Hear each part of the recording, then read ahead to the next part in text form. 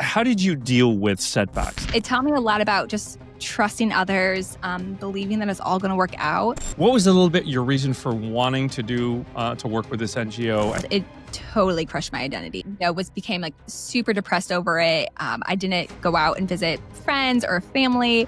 At what point do you call it quits? Like, at what point do you know that it's just time to shut it down and move on?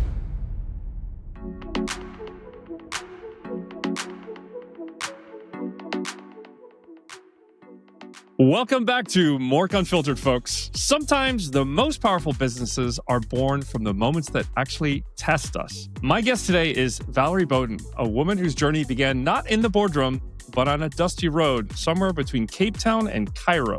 After volunteering with what she thought was a well-intentioned NGO, Valerie discovered few things people talk about: the hidden dysfunction in the aid industry, the inefficiency, the dependency, and the stories that didn't quite match the reality on the ground. That experience didn't just change her career path, it shattered her idea of what helping is really all about. So what did she do? Well, she packed a bag, bought a one-way ticket, and spent 7 months backpacking solo from South Africa to Egypt, chasing not only understanding, but also meaning and purpose. And somewhere around the road, she found it. Today, Valerie is the founder and CEO of CRDLE, a company that is rewriting the global outsourcing narrative that's connecting U.S. business with world-class African talent. She's created hundreds of jobs, championed fair play, and built a movement that's proving that impact and profit can coexist. Valerie, welcome to the show. Thank you so much for having me. I'm excited to be here. You're very welcome. I'm delighted that you're here with us here today. Tell us a little bit about that NGO experience. I mean, I've talked to so many people who, feel compelled by doing something like that. And I've even thought about doing it. I never actually got there, but, a very good friend of mine who is an incredibly successful founder also went to Africa. He went to another country. He had an amazing experience. Your experience didn't exactly sound like it went the way you intentioned. What was a little bit your reason for wanting to work with this NGO? And then tell us a little bit what happened and where did you go from there? Great question. I was a social work major in college. And so I was, built to volunteer. That's what we did. You had to get so many volunteer hours in college. And so as soon as I graduated, I heard about an opportunity to work with orphans in Africa. Okay. And I thought, this is amazing. Before I start my first real job, let me spend a few months,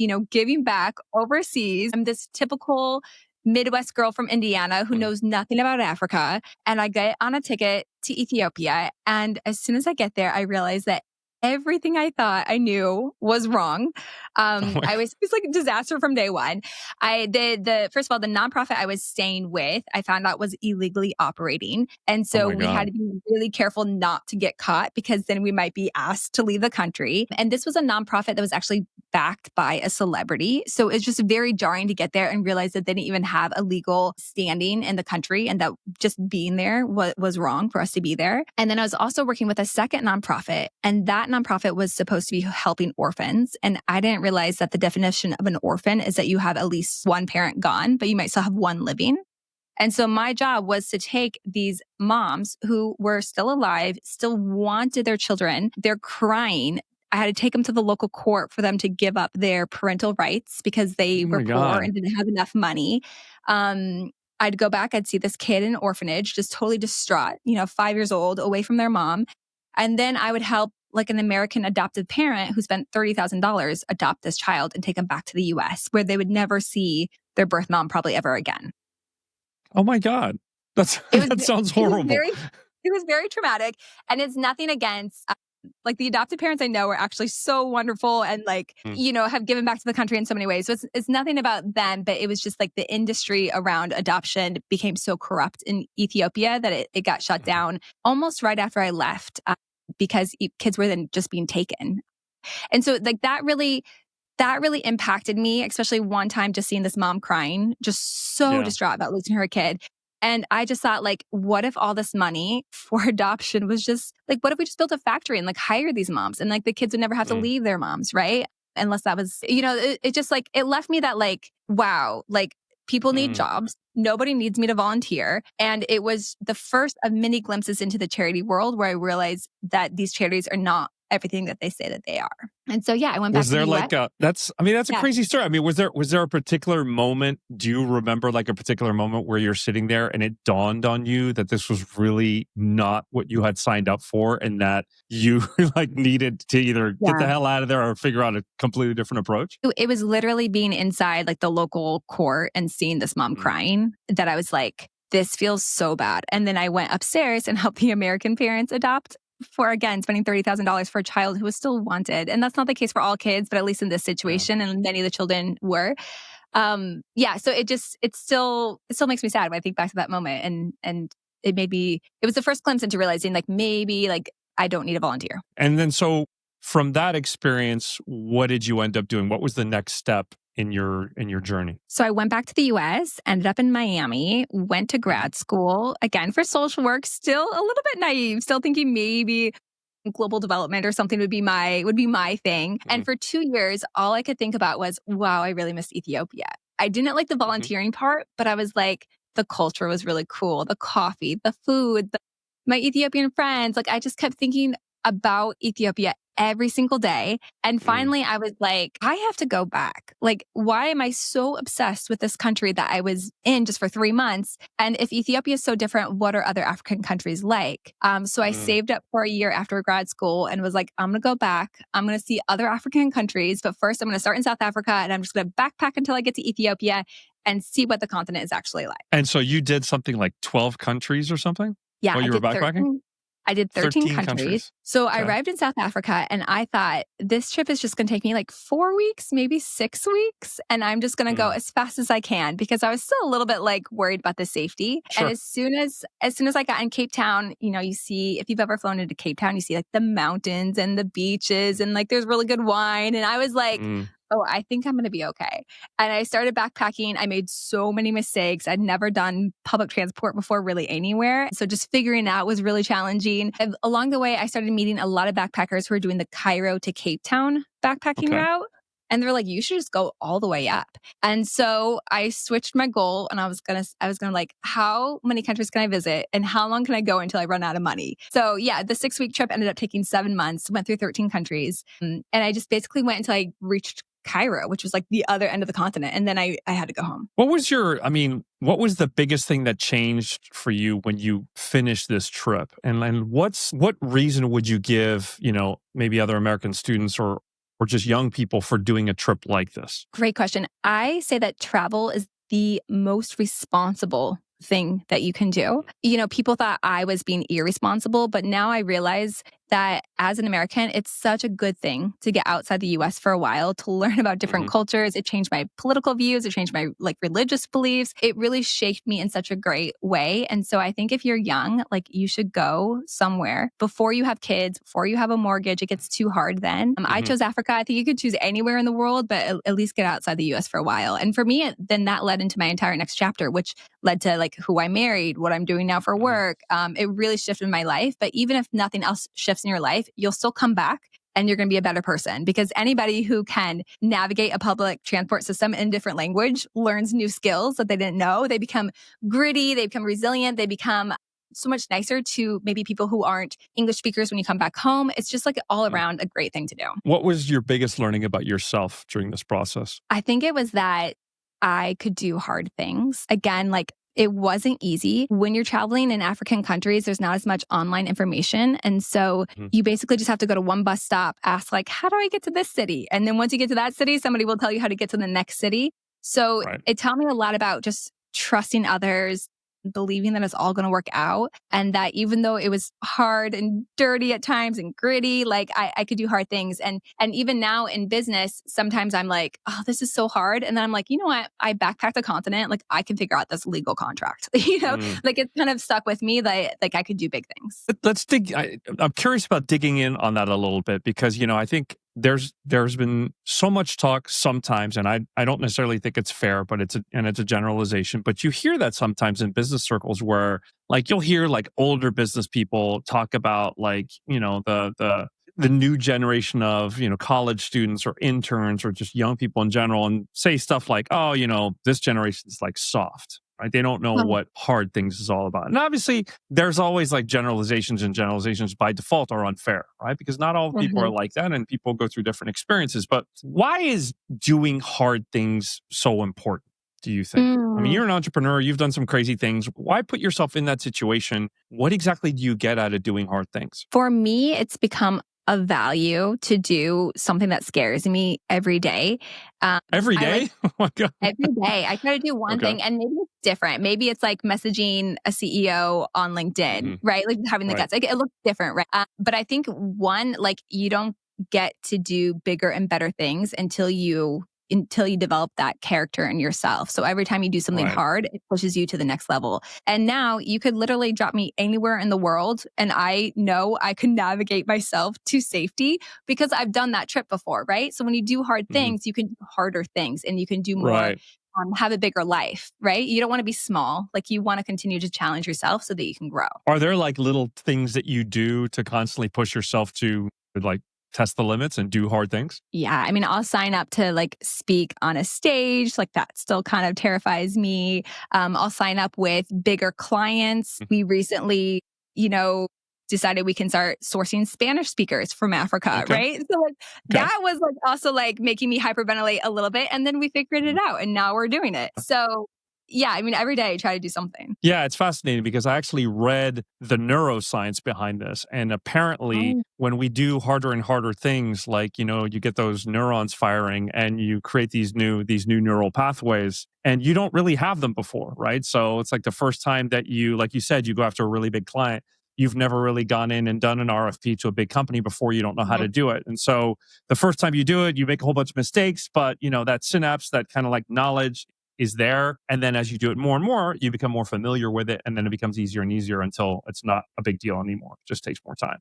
But it's interesting. Yeah, I didn't even know the science behind it, but like I've like practically lived what you just mentioned. Yeah, it sounds like you've done a lot of that. I mean, tell us a little bit about that first startup experience, because obviously, you weren't always successful. You got to start somewhere. You had, I think, a coffee business or something initially? I've had quite a few businesses. So after my backpacking trip, you can't really go back to like normal 9 to 5 life in Indiana when you just, was on the Nile River and fed a hyena raw meat out of your mouth and gorilla tracks and did all that stuff, right? So I was like, okay, I'm just going to move back to Ethiopia for 6 more months. And then like, Mom and Dad, I promise I'll finally come home. And said 6 months turned into 8 years. So I ended up staying along. I just kept renewing my visa over and over. I eventually met my husband along the way, who's Ethiopian. And because of that first initial nonprofit experience in Ethiopia, and then also during my backpacking trip, I was visiting some other nonprofits, just trying to figure out what's working, what's not. Eventually, I just became so sick of the whole charity world. And there's some great charities out there, but at least the ones I was seeing, I was not impressed with. And I just thought like, wow, people really need jobs. Like even the good nonprofits, a lot of them wouldn't exist if people just had sustainable jobs. So I was like, I want nothing to do with social work anymore, nothing to do with social impact. And I decided to become an entrepreneur in Ethiopia, like not a country that I'm even from. And I had so many different startup ideas. At one point, I was selling Ethiopian-inspired snacks to local hotels and grocery stores. I had a backpacking blog on how to backpack Africa. Turns out there's not a lot of people who want to do that. So it was hard to find travelers. When I first started my business now, I thought I would, just try and create jobs in Africa in any way. So like, do you want a virtual assistant or do you want to buy coffee from Uganda? Right? It created utter chaos. It's funny looking back. It caused utter chaos for anybody. And so, I mean, I think the worst part about, I guess, like the last startup I did before this was that when it didn't work out, I had to go back to a 9 to 5. And as an entrepreneur, to go back to a 9 to 5 was like, to me, that was the worst thing in the world. I didn't even want to put it on LinkedIn. I didn't want my friends and family to know I had a job. Like it was just so bad. It did turn out to be like the launching pad for what I'm doing now. But at the time, it was hard having so many like startups that just failed. When you look at like, the coffee startup, right? What happened there? And at what point, as an entrepreneur, like one of the questions I get all the time is, at what point do you call it quits? Like at what point do you know that it's just time to shut it down and move on? Because like on the one hand, there's people say, oh yeah, get out there and fail fast. And on the other hand, there's a lot of other people who say, no, startup success is all about resilience and it's like a marathon and you just got to keep going and you just got to grind it out. So like at what point with the coffee business did you kind of like come to the realization that you had to shut this down and move on? Well, with the coffee business, part of it was I didn't have control over the quality. Like I didn't actually have the coffee farm myself. And so like that was like a red flag to me. Like, is this good coffee or not? The cost of shipping it was more than the cost of coffee. Anytime you're importing products, it really became something where I needed a lot of money to be able to do this right, which I didn't have. And also at that time, I had also started experimenting with like the outsourcing world at the same time. And it was like 99.9% of my revenue was coming from the outsourcing. And the coffee thing became like, I think I'm just volunteering at this point. Like I'm not making any money off of this. And so as much as I loved it and I loved the idea behind it, I just chose to focus on what was working at the time. So I think for anybody else, like, for me, it just made financial sense. And I could just see like, I've done a lot of startups and this is the first time where people were actively pursuing me. I couldn't quit it if I wanted to because people were just like wanting more and more of it. And I didn't get that with the coffee business or the other things. There wasn't as much demand. And I thought like, wow, something special is happening here. So let me pursue that. What was the worst business that you got into and what did you learn from that? I think the snack business was also really challenging. Again, it's something that needs a huge amount of like investment money. And I actually got a local investor. And as soon as I gave him the recipe to the snack, he took it and locked me out of the factory. And then I had no legal right to pursue it. God. So I lost the whole business from just like a really sharky investor. But again, that's terrible. Now it's like almost funny to me. Like it's such like a funny story. And when I look at, again, what I'm doing now, like I bootstrapped it because I did not trust investors after that. And like now I have a business that's like 100% mine and it's shaped exactly by my values and what I want out of it. So again, like not to gloss over it because it was really painful at the time, but like all of those situations kind of clearly led up to what I'm doing now. So I think for any business owner who's out there and experiencing something hard, like eventually you might laugh at this. And if you let it, something good will come out of it. Okay.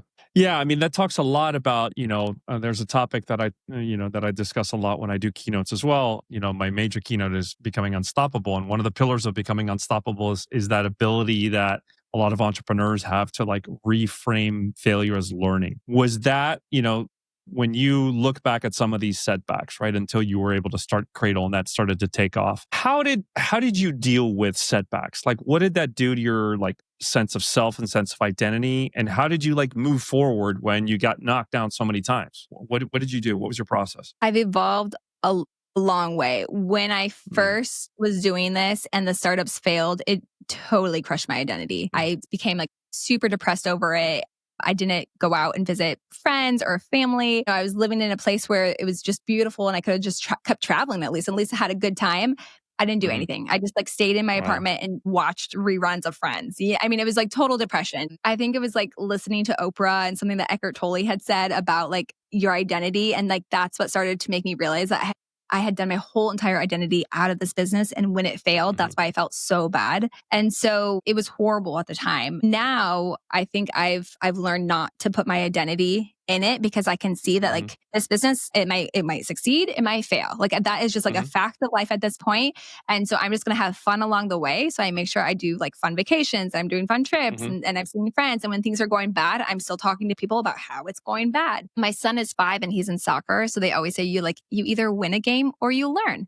And I was like, that is such a powerful reframe. And even with the business mistakes I've made in this business that have been expensive, I did at least learn from them and they don't impact my identity now, but they used to. Yeah, no, it's awesome. And it's like, what do you credit to having been able to make that shift, right? Going from a place where, my God, failure is like soul crushing, like my identity's been crushed because my business crushed. And now you're in this much healthier place where you're able to look at, failure as a source of learning. What was there a moment or was there somebody or something that was able to help you make that kind of mindset shift? I think I just got so mad at myself. Like I was personally so disappointed, not that I had failed, but that I had failed and was so miserable about it.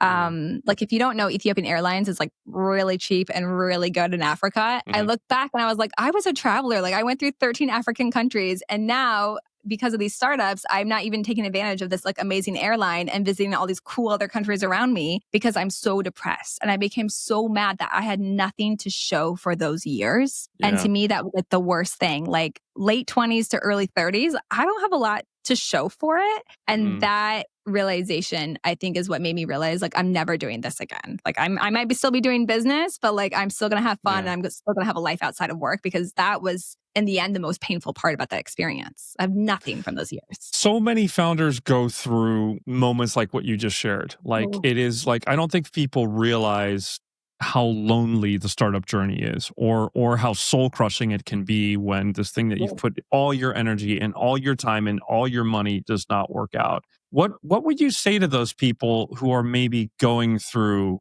like who have just hit the bottom and who just do not see like any hope, or are feeling completely depressed, or are not leaving their apartment, or not engaging? What would you tell somebody in that situation? The quote, I think it's by Elon Musk, something like it's like staring into the abyss and eating glass. Like that's what like being an entrepreneur is. And so like I think that's one thing to keep in mind. Like if that's the way you're feeling now, that's just par for the course, right? Or like as cheesy as it is, sometimes I do think about like the caterpillar who's in the chrysalis and like it's all dark, right? And like you don't know like that is actually what's making you become your next transformation. And I think if you can pull from any other previous experience, you'll realize that eventually things do get better. And so again, when I had to go back to that 9 to 5, like worst thing ever, like I was so embarrassed, hid it from everybody. I got assigned to work in the cold calling unit. And I thought, like, who even cold calls anymore? Now, 70% of my business is based on cold calling. And so that experience is literally what led me to doing what I'm doing now, which is doing great, right? So you just really don't know how this dark time is going to help you get to the next chapter, but it will. And I think you'll get out of it as soon as you can make your feelings a little bit better and more positive. That's very cool. Yeah, Steve Jobs once said that you can only connect the dots going backwards, right? You can't connect them. You like when you look at your career, for those of us who, in the audience, or myself included, who are a little bit older, you like look back at all your experiences and you're like, oh, now I understand why this had to fail so I could get here. And then I left this country and I went here. And if I hadn't done this wouldn't have happened, right? So it's interesting because you can't connect the dots going forward, right? When you're in the moment and everything sucks, and you just internalize it and you're like feeling miserable and you're like, this is all my fault, or like, it's like messing with your self-confidence and everything. You can't really see that. But I love the expression that you used earlier about, there's no such thing as losing, it's all about learning, right? And I think Kobe Bryant was once interested. He was once interviewed, and the presenter asked him, and she said, "Are you one of those guys that's like more afraid of like losing, or like just like more aggressive and more gung ho about winning?" And that was exactly his answer. Actually, he was like, "Actually, I'm the guy who's all about learning." Right? He's like, win, lose, it's all about learning for me. So I think it's a great mindset to have. It's a really good mindset to have. One of the questions that comes up as well, when you think of, managing the uncertainties of startup life and dealing with adversity and dealing with depression potentially, is the role of the team around you or of co-founders. In these earlier businesses, were you a solo founder? Yeah, I was always a solo founder. Now, my husband was an Ethiopian, right? And I'd always pull him along. He's a developer, so he probably built the website for like half of these. We have like a graveyard of domains that if things just didn't work out. But he's at least been my constant kind of companion in all of this. Right. How important do you think it is for people to have a co-founder or somebody that they can lean on through the entrepreneurial journey, particularly at the beginning? There's a lot of people who are saying now that with agents and automations and N8N and all these new tools, that they're like, oh yeah, I can be a solo entrepreneur and I can build my whole business on my own. What would you tell those people? I mean, I'm glad I'm not a co-founder, because now that I'm B2B, I've actually seen a lot of my clients have, a conflict issue and their whole business dissolved. I've seen that several times. And so part of me is like, I'm glad I won't ever have that problem. But I do think it's important that you at least have other friends, mentors, people who can support you. And so I've always kind of worked on and off with like a business mentor who's kind of helped me get to that next stage. I have now several friends who are entrepreneurs. And so when I'm having a hard day or something's not going right, I can ask them. So I think that's helpful. I don't think an AI agent and AI tools are the only thing you can have to like build your team. Like my team definitely helps me. But yeah, I don't think you necessarily have to be a co-founder, but definitely hire some good team members and have some good people around you. Yeah. So do you have like a network of, are there people like outside the business or outside family who support you as well? Yeah. I mean, I have quite a few friends that are entrepreneurs in totally different niches. Some of them are just like full-time YouTubers, but like crushing it. And I learned so much from them. And it's great to at least like figure out what they're doing and to figure it out. So definitely I have other people around me. Tell us a little bit about CRDLE now. Tell us a little bit about that business, how you got into it and why you chose, outsourcing and helping companies get talent in Africa as the path forward in entrepreneurship. Yeah. So back when I was in Ethiopia, I was one day hitchhiking, got in a car with a guy who worked for an American outsourcing company. That was the first time I knew that outsourcing was even happening in Africa, because you think of Philippines and India and Latin America, you don't think of Africa, right? But this American company had massive clients, McDonald's, Instacart, Shutterfly, like all these big companies are hiring in Africa. And so that was the 9 to 5 job I got, the one that I was so, embarrassed of at first. Yeah. But I did that for about 3.5 years. And I did start to love the outsourcing world because I came from that social work background. So overnight we'd get requests for 20 more cold callers and those 20 more jobs created for the youth. Right. And I was like, Wow. That's so cool. And at the same time, these American clients were like, wow, like it's really cool to hire from Ethiopia. Like the accents are good. People are doing well. And it just felt like this is a win-win in every way. So I did it. I loved it. But then along the way, I realized that the outsourcing industry, sometimes there's so many middlemen that the people who are actually doing the work, they're getting paid like 50 cents an hour. And a lot of these big companies, they don't really want to announce that they have, offshore teams in Africa. So everything's hush hush. You can't put it on social media. Again, because of these middlemen, like these big clients, they don't even know who their reps really are. They don't care about them. If something happens to them, like they don't even know about it. Right. And so I just thought this is close to what I want to do, but not quite right. So after COVID, my husband and I, we moved back to the US and I was 8 months pregnant with our second child. And I thought this would be a great time to launch my own business. Wait, so you're 8 months pregnant and you're like, this is a great time to launch a business? This is the time. Okay, I don't understand the logic there, but anyway. No, there was really no logic. I think what happened is that outsourcing company wouldn't give me like a maternity leave. And I was like, okay, then I might as well just quit. And then I did just quit, which is like, now side note, this is why you should give women maternity leaves, because if not, they might become your competitor someday. Right. But anyways, I decided this is a time to create CRDLE because Africa is the cradle of humanity. We're only going to hire in Africa because I love the social impact of creating jobs on the continent. 70% of who we hire is women. And we're going to do a lot of those traditional outsourcing roles. So cold calling, customer service, virtual assistants. And we plug our team members into companies in the US.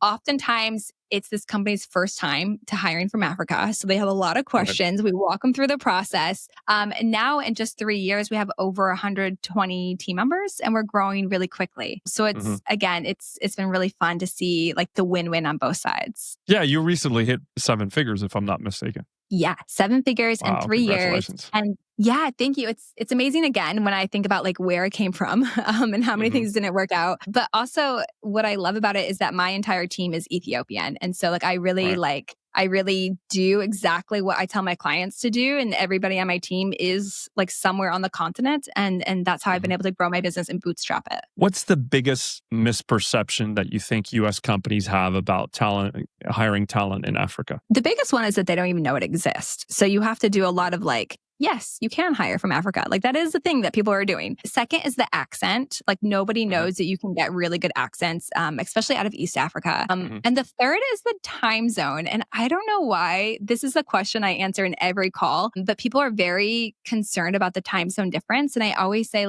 they would not be working for a US company if they were not okay with working for US hours. But for some reason, that's the one thing we always have to share in every call. Yeah. Yeah. And what kind of impact have you seen on, is there a particular story that you can share on the impact that this has had for somebody, in Africa who's working for a US company and how this has kind of been life-changing for them? Yeah. Well, I would say it's life-changing on both sides. So I'll start off with sharing about one new client we have who's from Indiana, and it's a small business owner. They don't have a lot of team members.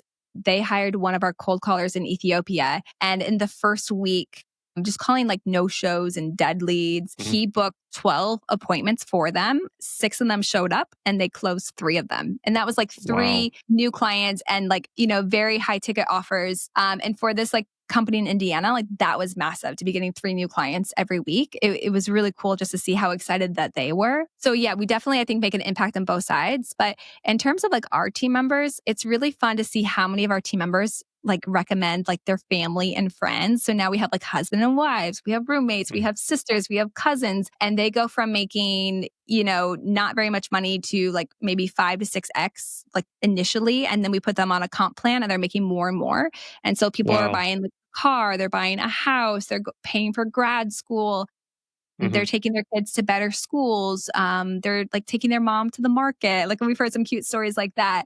And so, it's just a really cool win-win to see how both sides are like really happy. Yeah, no, that's amazing. I mean, I think people don't realize the impact that having this kind of work can have on people in emerging countries like that.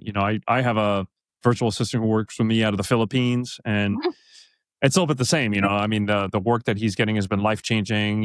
He's pretty well compensated, and then on top of that, since he works directly with me, there's a degree of learning of the quality of things that he's learning as well, which I think is also life changing for some of these people, right? They don't necessarily get access to this kind of level of education as well in some cases. Yes, yeah, like I think like it's just the opportunity to plug into like a US client and work with them is a massive. One of our new clients, we were in an interview and he was like, so what do you want to, like, where do you see yourself in 10 years? And she's like, I see myself working at Interpol. Like that was her dream. Like I want to work at Interpol someday. She's like in Ethiopia, right?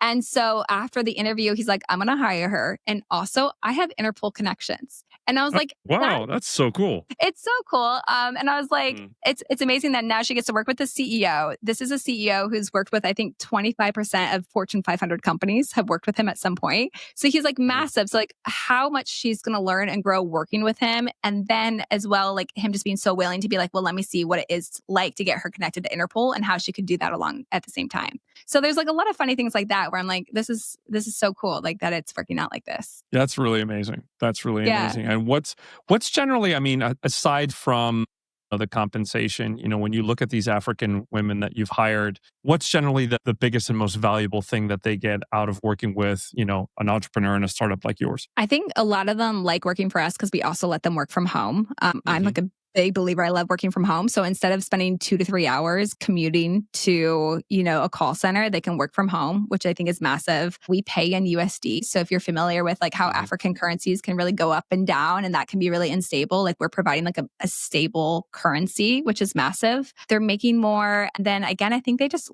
just learn a lot. So, one of our cold callers, she said in 5 years, she wants to be a coffee exporter to the US. And I was like, well, now you're spending 5 years learning how to do sales and talk to people in America. You're going to crush it. Like when you want to sell your own coffee, like you're going to know how to do it. Or a virtual assistant, who works with the CEO, like, normally you start like at entry level, but when you're a VA, you really kind of skip that whole thing and you start directly working with the CEO. So imagine everything they're learning from our clients in a way that they wouldn't have learned it from anywhere else. Like, I think that's so cool. There are people sometimes who think, cold calling, is that something that still even works today? It sounds like, so many people are on the go. They're going from meeting to meeting. They're on Zoom calls all day. Are there certain industries that you think lend themselves still pretty well to cold calling versus others? What are the industries typically that you've seen can really benefit from, somebody in Africa making cold calls? Yeah, I mean, you can use it in any way you want. Sometimes people will get a list and we just, like, let's say you have a list of no-shows, right? And so you don't have time, you can't really hire an American and pay them the salary that they want to call these like dead leads that probably won't convert so well. But you could pay someone maybe like $9 an hour to make those calls for you. One of our clients did that and they booked 997 calls from like no-shows, like just from our cold calling team, right? So you might already have people that they can call that you just otherwise, weren't able to reach. But you can also test it in different ways. So one of our clients ran an ad and he A/B tested it. So the first ad said like, if you're interested in signing up, come to our website and learn more. And then on his website was like an AI chatbot. And then he tested it and said like, if you're interested, call this number and talk to someone on our team. And then he had one of our team members picking up the phone and answering. And our team members were able to set more appointments with these people calling from the ad, which led to way more revenue because at the end of the day, people just wanted to talk to a human. So yeah, I mean, I think people can use outbound sales rep, you can use inbound. I think it can work in a lot of industries as long as your offer is large enough. So I don't think you can be to see someone for a $20 product, but if you have a product or a service that's a couple $1,000s or more, I think that's when cold calling can make sense for you. Would it work for high ticket consultants, for example? Oh yeah. Yeah. I would say a lot of our clients are selling maybe between $10,000 to $25,000. We also have med tech companies who are I think one deal is $250,000 for them. So, because if anything, it's a human, right? It's a friendly voice calling you, qualifying you, and then booking you with a sales member who can really close the deal. So instead of talking to an AI bot that's frustrating, or instead of having to wait until the salesperson can do it, or not being able to talk, the speed to lead thing, right? So I think it can work. I think it can work with high ticket offers as well. In fact, probably better. It does obviously beg the question though, in a world that's increasingly moving to AI, what's the risk there? I mean, because the AIs are getting better and better. I've been on calls where I can't even tell that it's not a person, right? You have to really play it. It's very nuanced, right? But does that worry you from a business perspective, where AI is headed? So far, I have found AI to be a huge advantage for our team members because now they can learn the nuances so much better, better than ever before. So for example, a lot of our virtual assistants will get on the CEO's LinkedIn and post and comment as him or her. And, before that would have been challenging, but now you could have an Ethiopian girl mimicking a lawyer in Texas who's middle age perfectly because of AI tool, right? Or we have some of our SDRs, if they're doing a smaller list, maybe only 100 calls that day, they'll do research before. So AI can actually give them a lot more data about that person and tell them what to say and what not to say, or even help them role play before they actually get on that call. So yeah, at the moment, I think AI and outsourcing they're very complementary. Right. So you see AI more as kind of a support tool that helps people do their job more efficiently and more quickly. Exactly. Right. And sometimes, AI can help you do a bigger volume. Maybe there's an AI tool that can allow you to add people on LinkedIn and can automatically for you. That's amazing. But when those people start writing you back, sometimes that's oh, well, now you really do want a human to hop in here and and respond. Right. So again, that's true. Yeah. So I feel like businesses of the future, it's going to be a hybrid between you're going to use some AI, you're going to use some outsourcing, and you're going to use some locally based US team members. And the important thing is figuring out who does what and assigning the right task to the right, is it the AI, is it the outsourcing, or is it someone who's sitting in your building with you? If you look back on your entrepreneurial journey, right, the years running Cradle, the years before that, what do you think has been your top 2 or 3 biggest learnings that have really kind of shaped you as, a seasoned kind of female founder? That's a great question. I mean, one of the biggest lessons I learned, this is really more of a practical lesson, is in I think my second year, we had a client not pay us. And I think the bill was $30,000. And at that point, $30,000 was everything to me. That felt like a massive amount.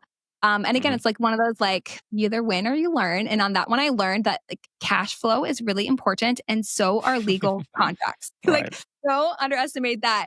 So I never got that $30,000 back, but it did show me the importance of it doesn't matter how cool my company is and how great our service is.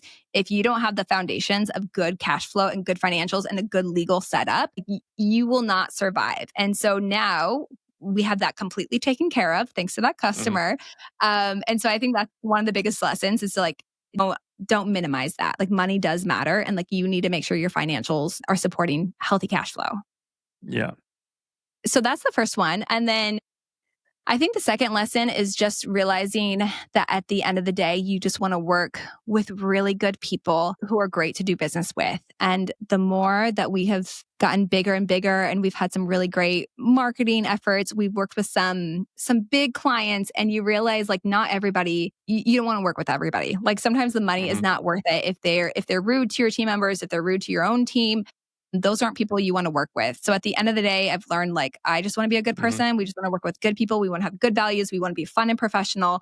And sometimes that means saying no to bigger opportunities if it's not the right person that you want to work with. Have you ever been in a situation where you have a big opportunity with a large company who shall remain nameless, but you have a big opportunity with a big company, but because of their reputation or their culture or their business practices or the way they treat employees or maybe the kind of product that they sell and the way they sell it, you would prefer not to work with them? And have you actually turned them down? Well, so now the answer for next time will be yes, we will turn them down. But so far,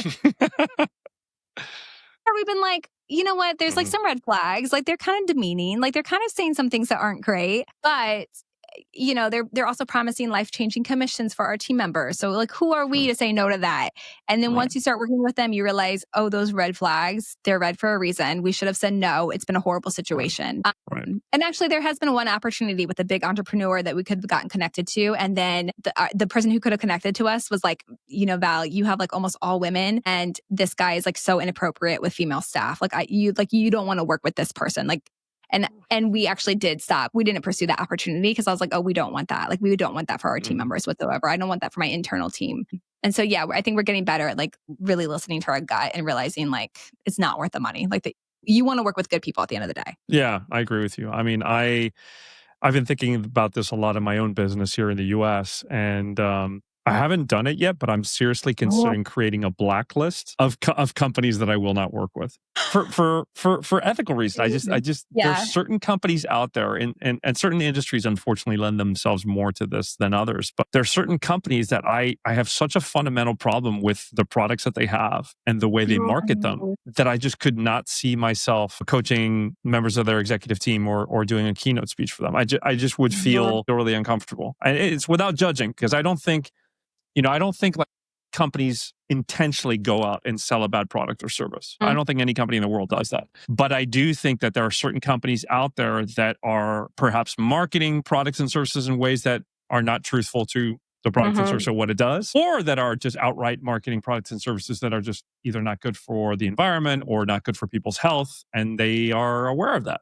And yet they continue to do it, right? So I think in the long run, though, that's the right call, right? Like I like to sleep my 8 hours at night peacefully. Like I don't want to be having these worries or feeling bad or having to answer to my kids why I'm working with these kind of clients. And so, and again, like if you were working with those kind of companies, then probably like people like me wouldn't, be as excited to meet you and be on your podcast, right? Like it's because we have so much respect for you, right? And so I can only think in terms of business opportunities, like you're going to grow bigger and bigger because of those values at the end of the day. Yeah, it's you see so few examples of startups and entrepreneurs who publicly say it. Like they might privately do it, right? They might privately say, hey, we're not going to work with the tobacco industry as an example, because we believe that, smoking is just bad for your health. We don't want to be part of that, right? Whether they would say it publicly, I think is a different question, right? But I think it's like one step to maybe take the initiative and say, I don't feel comfortable working with this product or service. And I think it's a second step is to be public about it and say, we have decided that as a business, we are not going to work with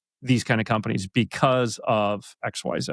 Because the reality is if we don't do it, then there's never going to be any change, right? Or the pace of change for these companies is not going to happen. I don't know. Maybe that's just me being idealistic, right? No, I agree with that. I think when it comes to like maybe also being supportive of like different, like what's happened politically, I think that's a big one where you're seeing companies now standing up or not standing up, right? And I get it because there's some real threats to your business and potentially policy that might impact you. But you're right, like that's in the long run, that's not how we're going to create change. And I think consumers are starting to really care and notice that, and will be loyal to the companies who are choosing to do the right thing. Yeah, no, I agree with you. I think as an entrepreneur, you're absolutely right. I think I've seen so many entrepreneurs fail because they're not careful enough about cash flow and about revenues. And when I was living in Silicon Valley, we always had a saying, which is, revenue solves all problems. That's not 100% true, but it solves a lot of problems. It solves a lot of problems. Yeah. In the beginning, the first couple of years when you're just getting off the ground and every nickel and dime counts, saying no to revenues is very difficult. I once had a conversation with a soft drink company that will remain nameless, but they came through an agent of mine and they said, hey, this company wants to talk to you about going to give a keynote. So I got on the phone with them and they explained to me a little bit about the brief of the keynote that they wanted me to give. And I was like, how much of this brief or how much of the work that you guys are trying to do internally is about innovation and actually trying to bring healthier products to market? Or is it just about selling more of the same? And after the conversation, I basically was like, I had to level with them. And I said, look, guys, if it's just to sell more of the same, I've been in that industry. I know what goes into those products. I don't feel comfortable helping you guys sell more of that product, and particularly when you look at children, I think there's certain products out there that we should just keep away from kids, until they're old enough to make a somewhat informed decision of whether they want to have that stuff in their body, right? But yeah, I had that issue with the soft drink company, and needless to say, we didn't work together. And it kind of sucked because it would have been nice to have the brand on my resume, but the flip side of it was like, I know what goes in those products. I don't feel comfortable promoting that. That's like, I feel like that's so admirable though. And like, if you believe in like abundance and things, like there's so many good companies who would hire you, right? So like, this just gave you a great idea of who you don't want to work with. And now even you have more focus on and clarity on who you do want to work with. And I think that's what we've learned along the way as well. Absolutely. As we slowly start to wind down, I have like one more question before I get to our lightning round of questions. Love it. What's the one message that you would give women entrepreneurs? I mean, there are so many amazing women out there. I've been blessed with working with amazing women my whole life in all the companies where I've worked with. And they tend to excel at so many things that, sadly, we as guys are not that good at. And I think there's so many women also that, are sitting on the sidelines and they have this burning need to do something, to start their own thing, to be their own boss. What would you tell a woman who's kind of like listening to this, has a great idea, is maybe fed up with, working in a large organization or is in a difficult situation where she reports to somebody difficult or in a team that's toxic? What would you tell somebody that's sitting on the fence, is just too afraid to become an entrepreneur? Oh, I would tell them you have to go for it. 100%. If you have that desire, I think there's a reason for it. And I think you also have to realize a few things. Like one, you're not going to know exactly how to do it. You're only going to know one step at a time. Like just like when I was backpacking and I had to only go one town at a time, that's exactly what being an entrepreneur is. So you quit your job, then you build a website, then you figure it out, right? And step by step. And then also it's going to be so messy in the beginning. Like it's not going to look great. You're going to make so many mistakes. It's going to be really, really hard. That's just part of it. That's how you learn. And ideally have some cash saved up, because I do know how stressful looking back it was when I first started CRDLE and I had a newborn and a kid in daycare, and we were back in America and we were trying to buy a house. That was a really stressful year. And if you can be a little bit more prepared before taking the big step, I think it's worth it. Okay, great. Yeah. No, like I think that's I think you're right. You gotta take that leap. You have to believe in yourself. You got to get out there and do it. And the only way that you're going to know is actually by taking action, by moving forward. Moving now to our lightning round of questions. These are three very quick questions, so very quick answers. And I'm always curious to see. I always ask the same questions at the end. And I was very curious to see people's answers because they're so all over the map. Question number one: if you could have any superpower, what would it be? My superpower would be, I think, just to be fast. I mean, we've been such a great business because we're already so fast. Like you want 20 people tomorrow? Done. So I always be like, how fast can I do things? Because again, either win or you learn, and you learn faster that way. All right. So being faster. Yeah, like super speed. Yeah. Super speed. You're the flash of of entrepreneurship. Question number two: if you could have dinner with anybody in history, living or dead, who would it be? I would love to have dinner with Trevor Noah. Okay. I think I love following him. I love that, he's originally from South Africa. He's one of the people I really love the way he talks about Africa, the way he uplifts the continent, like the projects he has going on. So I would love just to chat all things Africa with Trevor Noah. Okay. Trevor Noah it is. And then when you look back at some of your setbacks, and perhaps the biggest setback you ever had, what was the biggest learning you ever had from that setback? I think again, it goes back to my identity is not based in how my business is doing. And that's something I really just wish I would have learned sooner. I could have reclaimed a lot of years. So yeah, biggest lesson is it doesn't matter if my business is going good or bad, but like my self-confidence and self-esteem is the same. Awesome. Thank you so much for that. I really enjoyed our conversation today. I want to thank you for coming on the show. You know, what I love about your stories, it's not just about building a business, it's about, rebuilding belief, right? And about challenging the odds. And I really like the way that you reframe, failures and setbacks. I think, a lot more people need to look at life challenges as a chance to grow, right? As an opportunity to learn. You've clearly grown a lot. You've taken this disappointment, these failures, these challenges, and you've turned them into life lessons. You've turned them into a mission that's really making an impact. And, I think one of the things I really admire and like about what you do is you're not just, building a startup and being an entrepreneur and driving revenues, but you're doing something that's really impactful and very purpose driven. I think going back to kind of the source of all this, which was the not so good experience within the NGO, you're able kind of like to turn that setback into a success and really get to the root of the problem, which is especially a lot of women in Africa who can't make ends meet, right? Who don't have this chance to get a well-paying job, to learn from people in the West, to serve businesses in the West. So I think the combination of all those things is really, really powerful. It's not just about showing that, leadership is not just about building a great business, but it's about building a great business that's very purpose driven, that's got a very strong culture, and that's making a meaningful difference in the world. So for all that, thank you so much. Keep doing what you're doing. Keep inspiring. Keep giving these opportunities to all these young women in Africa. And obviously, helping a lot of businesses in the U.S. Hit the goals that they need to hit and do that with really talented, amazing people in another part of the world that people don't even know. So thank you so much for that. It's really amazing. And I appreciate you being on the show. Thank you so much. That's amazing to hear. Thank you.